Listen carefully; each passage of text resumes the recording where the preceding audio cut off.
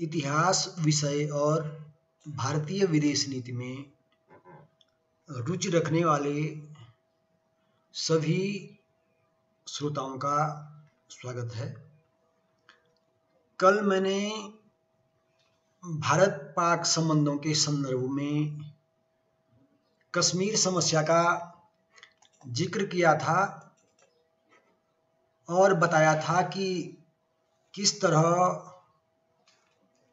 कश्मीर समस्या जो कि पाकिस्तान के अनधिकृत आक्रमण से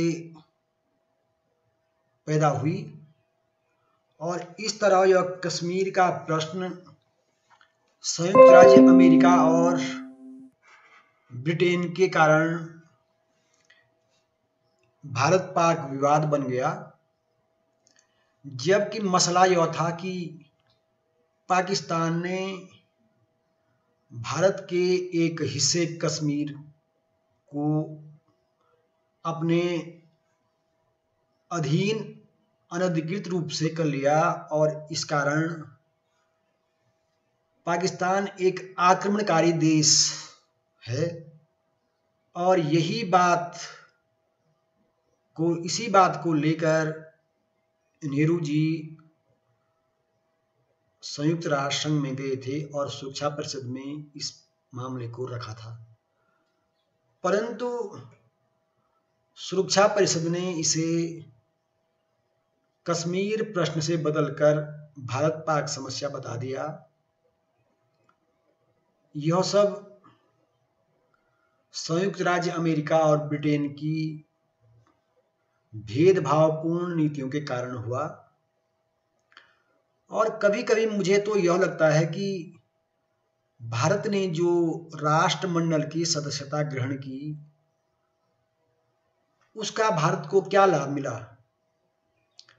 अगर हम अब तक के इतिहास पर नजर डालें तो जब भी भारत को कश्मीर मुद्दे पर या अंतर्राष्ट्रीय मामलों में समर्थन की आवश्यकता पड़ी तो कभी भी ग्रेट ब्रिटेन ने भारत का साथ नहीं दिया। यद्यपि कई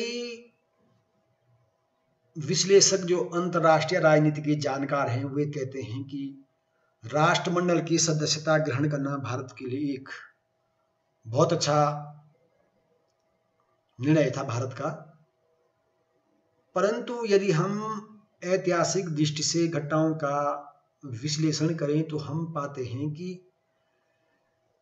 ब्रिटेन ने कभी भी अंतर्राष्ट्रीय संदर्भ में भारत का साथ नहीं दिया। व्यापारिक संबंध होना एक अलग मामला हो सकता है, परंतु यह भी सत्य है कि कश्मीर समस्या को पैदा करने में तथा कश्मीर के मुद्दे पर हमेशा ही ब्रिटेन का पक्ष जो है भारत के विपरीत रहा है। और ऐसी स्थिति में भारत का राष्ट्रमंडल का सदस्य होना और उस पर ये तर्क दिया जाना कि राष्ट्रमंडल की सदस्यता भारत के हित में है, विगत इतिहास पर दृष्टि डालने से मुझे तो या हमें कहीं विश्लेषण से ऐसा कहीं भी लगता नहीं है।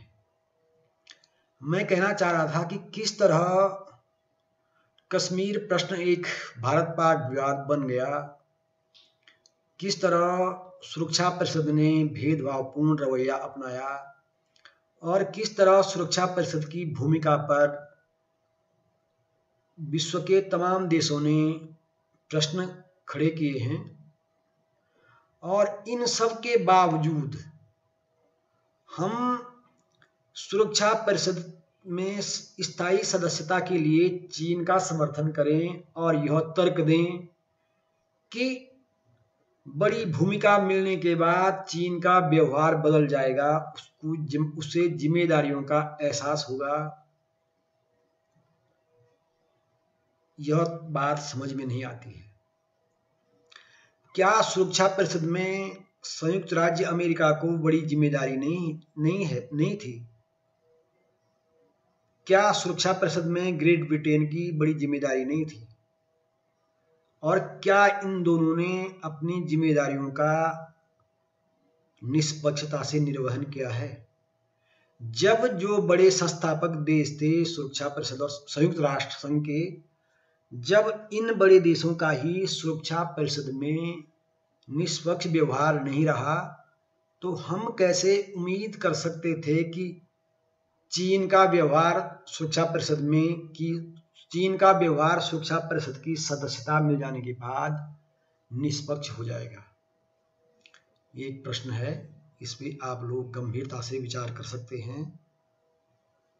अभी जो मैं चर्चा करने जा रहा था कश्मीर प्रश्न पर, और इस तरह कश्मीर प्रश्न जो है एक भारत के लिए नासूर बन गया, जो निरंतर अब तक भी हमें किसी न किसी तरह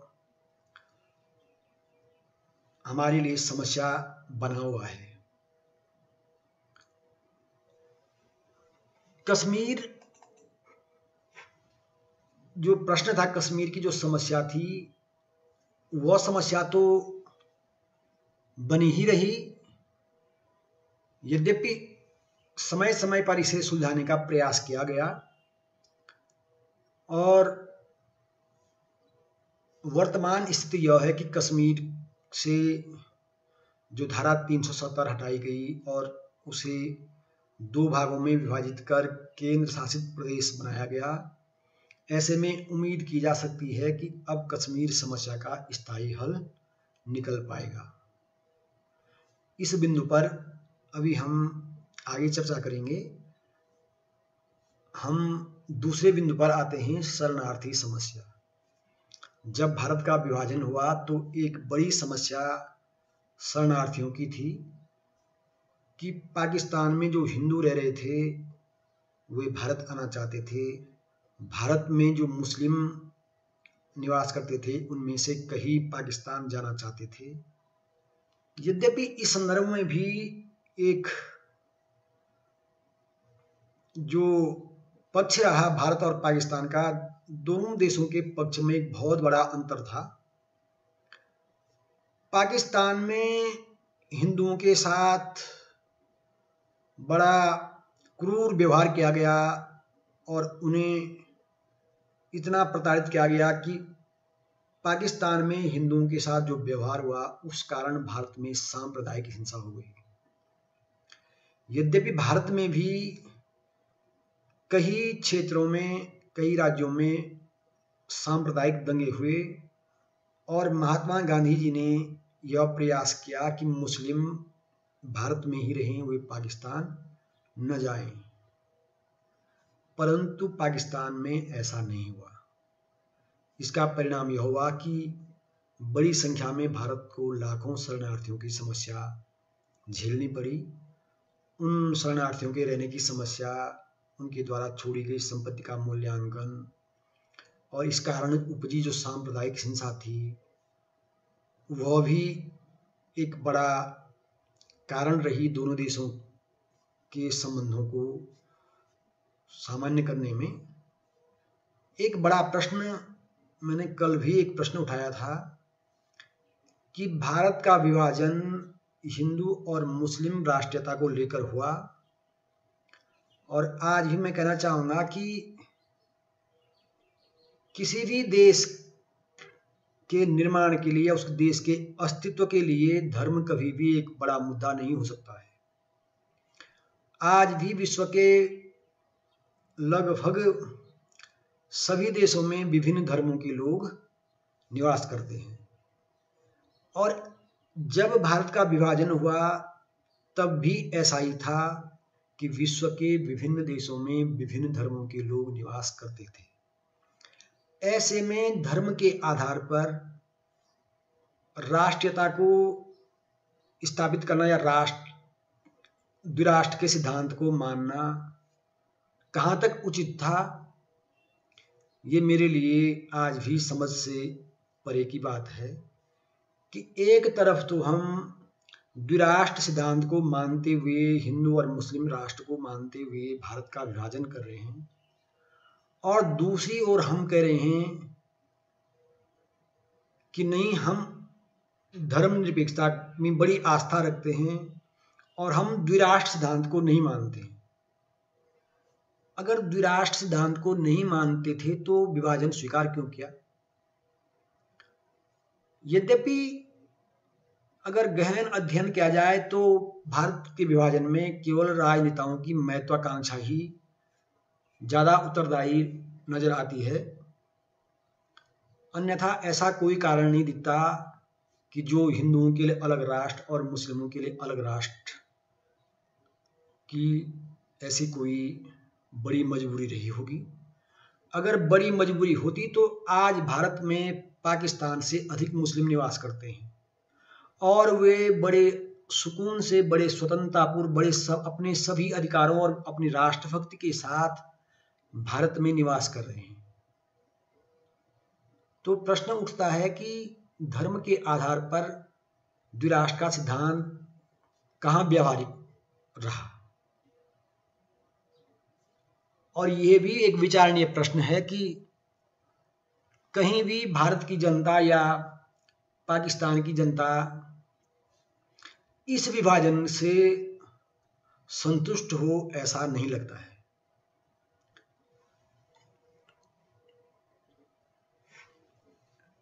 क्योंकि जनता की समस्याएं ज्यों की त्यों हैं, चाहे पाकिस्तान में हो चाहे भारत में हो, धर्म वहां कहीं भी इस तरह के मामलों में आड़े नहीं आता है। ये तो राजनीतिक महत्वाकांक्षाएं और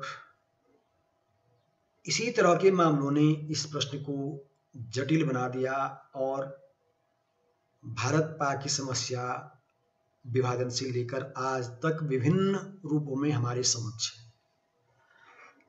यद्यपि शरणार्थियों की समस्या पर दोनों देशों के मध्य विचार विमर्श कई बार हुआ।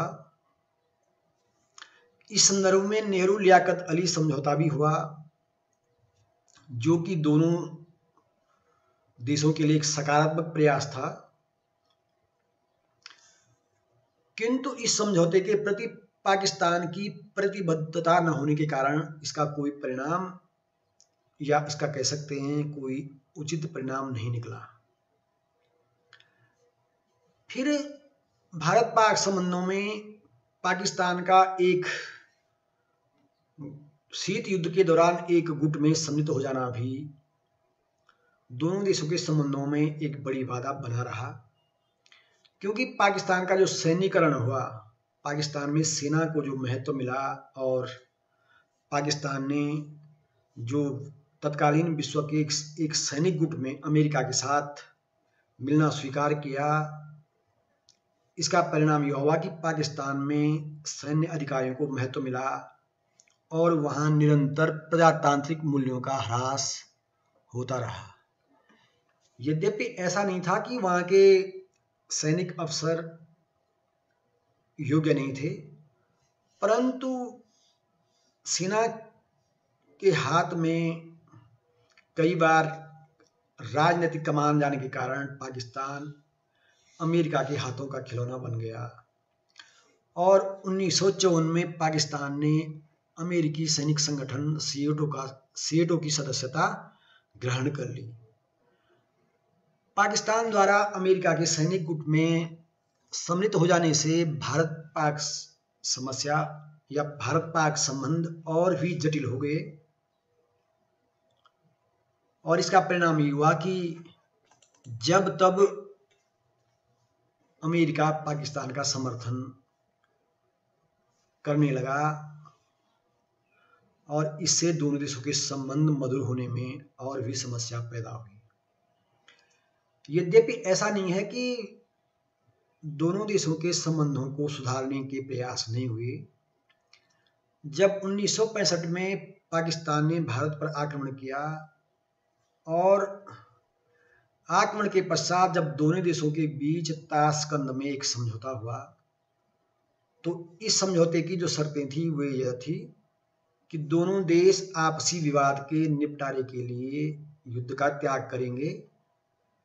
भविष्य में समस्याओं के शांतिपूर्ण समाधान के लिए संयुक्त राष्ट्र संघ के सिद्धांतों के प्रति सम्मान दर्शाते हुए परामर्श का अवलंबन करेंगे। दोनों देश एक दूसरे के प्रति मैत्री भावना का प्रदर्शन करेंगे और पारस्परिक संबंधों को बिगाड़ने वाले कोई कदम नहीं उठाएंगे। जो ये ताशकंद समझौता था, जिसमें यह तय किया गया कि युद्ध का त्याग करेंगे, परंतु दुर्भाग्य यह रहा कि पाकिस्तान बार बार सीमा पर आक्रमण करता रहा और इसका परिणाम यह हुआ कि दोनों देशों के संबंध कभी भी मधुर नहीं हो पाए। अगर ताशकंद समझौते का पालन होता तो 1971 का युद्ध नहीं होता, जिसका परिणाम यह हुआ कि पाकिस्तान का विभाजन होकर बांग्लादेश का निर्माण हुआ और 1971 में भारत पाक युद्ध के परिणाम स्वरूप पाकिस्तान ने जो आक्रमण किया भारत पर, उसका परिणाम यह हुआ कि बांग्लादेश के रूप में एक नया देश पाकिस्तान के विभाजन के स्वरूप अस्तित्व में आया। यद्यपि बांग्लादेश के उदय ने पाकिस्तान और भारत के बीच की कटुता को और भी बढ़ा दिया, परंतु यह एक समय के अनुसार जो घटनाक्रम हुआ उसका परिणाम रहा कि बांग्लादेश एक स्वतंत्र देश बना। भारत पाकिस्तान के संबंधों को सुधारने में इंदिरा गांधी जी ने भी बड़ी भूमिका निभाई। जैसे लाल बहादुर शास्त्री जी ने ताशकंद समझौते के द्वारा दोनों देशों के संबंधों को मधुर बनाने का प्रयास किया, उसी तरह इंदिरा गांधी जी ने भी शिमला समझौते के तहत दोनों देशों के संबंधों को सुधारने का प्रयास किया और जो 1971 में युद्ध के कारण जो कटुता पैदा हो गई थी उसे कम करने का प्रयास और दोनों देशों के संबंधों को मधुर बनाने का प्रयास शिमला समझौते के तहत किया गया। शिमला समझौते के में जो 3 प्रमुख बिंदु थे, भारत द्वारा पाकिस्तान की जिस जमीन पर कब्जा किया गया उसे खाली करना, भारत बांग्लादेश संयुक्त कमान द्वारा बंदी बनाए गए सैनिकों की रिहाई और पाकिस्तान द्वारा नवोदित बांग्लादेश को मान्यता। इस तरह शिमला समझौता हुआ। यद्यपि जो ये उपयुक्त 3 बिंदु थे, उपर्युक्त इन बिंदुओं को काफी हद तक हल कर लिया गया, परंतु फिर भी कटुता बनी रही और इसका परिणाम दोनों देशों के आर्थिक संबंधों पर पड़ा। दोनों देशों के व्यापारिक संबंध कभी भी एक अच्छे पड़ोसियों की तरह मधुर नहीं रह पाए, हमेशा ही तनावपूर्ण बने रहे। दोनों देशों के एक सांस्कृतिक विरासत रही है, एक साझा सांस्कृतिक विरासत रही है और इसलिए सांस्कृतिक दृष्टि से दोनों देश मूल रूप से समान रहे हैं। दोनों की एक साझी विरासत रही है, परंतु फिर भी हमारे सांस्कृतिक संबंध कभी भी आशानुकूल मधुर नहीं रहे, क्योंकि हमेशा ही दोनों देशों के बीच तनाव बना रहा और इसका परिणाम यह हुआ कि कारगिल युद्ध और समय समय पर पाकिस्तान द्वारा कश्मीर में जो सीमा पर गोलाबारी करना, अतिक्रमण करना, आक्रमण करना, ये तमाम चीज़ें होती रही और जिसका परिणाम यह हुआ कि दोनों देशों की जो समस्या है आज तक वो समस्याएं बनी हुई हैं। इस संदर्भ में भारत सरकार द्वारा निरंतर प्रयास किया जा रहा है और जो दोनों देशों के बीच कश्मीर एक बहुत बड़ा मुद्दा है, उस कश्मीर मामले को सुलझाने का निरंतर प्रयास किया जा रहा है। इसी का परिणाम है कि भारत ने कश्मीर मामले को सुलझाने के लिए निरंतर प्रयास किए हैं। धारा 370 की समाप्ति, कश्मीर को 2 केंद्र शासित प्रदेशों में बांटना और कश्मीर की जनता से सीधे संवाद स्थापित करके केंद्रीय योजनाओं को लागू करना, ये तमाम पक्ष ऐसे हैं जो एक आशा की उम्मीद बंधाते हैं। क्योंकि यदि हम विचार करें तो कश्मीर को एक अलग से उसके लिए प्रावधान करना हमारे समानता के अधिकार को कम करता है। जब भारत के सभी नागरिक समान हैं तो किसी राज्य के नागरिकों को कैसे अलग से विशेष अधिकार दिए जा सकते हैं। मैंने कल भी यह प्रश्न उठाया था कि क्या कश्मीर के मुसलमान भारत के शेष मुसलमानों से भिन्न हैं? यदि नहीं तो कश्मीर के मुसलमान हमारे लिए धर्मनिरपेक्षता का पैमाना कैसे हो सकते हैं? क्या कश्मीर की जनता, चाहे वो हिंदू, मुस्लिम, बौद्ध हो, भारत की शेष जनता से भिन्न है?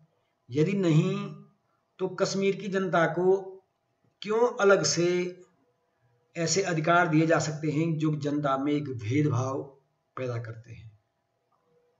कश्मीर जब भारत का अभिन्न अंग है तो शेष भारत की तरह ही कश्मीर में भी समान अधिकार, समान रूप से भारतीय संविधान को लागू होना चाहिए। यही प्रयास भारत सरकार की ओर से किया जा रहा है और आशा है कि भविष्य में कश्मीर की समस्या का स्थायी समाधान होगा।